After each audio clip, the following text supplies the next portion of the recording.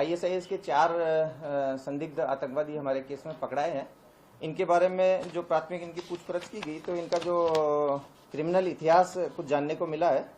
इसमें से जो पहला आरोपी मोहम्मद नुसरत है, ये मुंबई एयरपोर्ट पर गोल्ड स्मगलिंग के केसेस में पकड़ाया गया है पहले से। इसके अलावा इसके ऊपर मारामारी के केस श्रीलंका में रजिस्टर हुए हैं। साथ ही साथ एमडी के केस में, ड्रग्स के केस में भी ये आरोपी पकड़ाया हुआ है। जो फारिस है दूसरा आरोपी, उसके ऊपर भी श्रीलंका में ड्रग्स के केसेस रजिस्टर हुए हैं।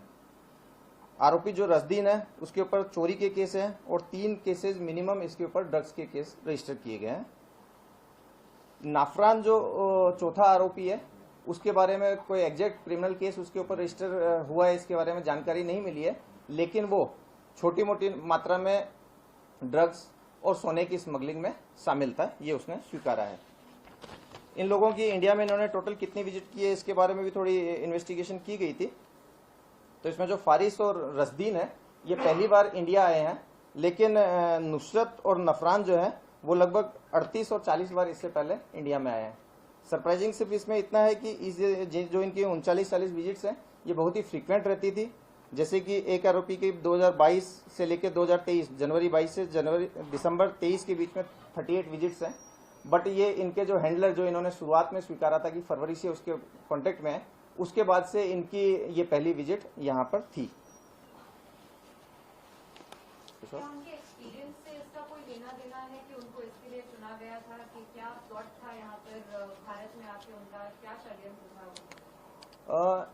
एक्सपीरियंस के लिए चुना गया हो ऐसा अभी तक इन्वेस्टिगेशन में नहीं आया है, लेकिन कोई भी आतंकी मॉड्यूल में शामिल होने के लिए वो कितने रेडिकल हैं ये एकमात्र क्राइटेरिया शायद रहता है।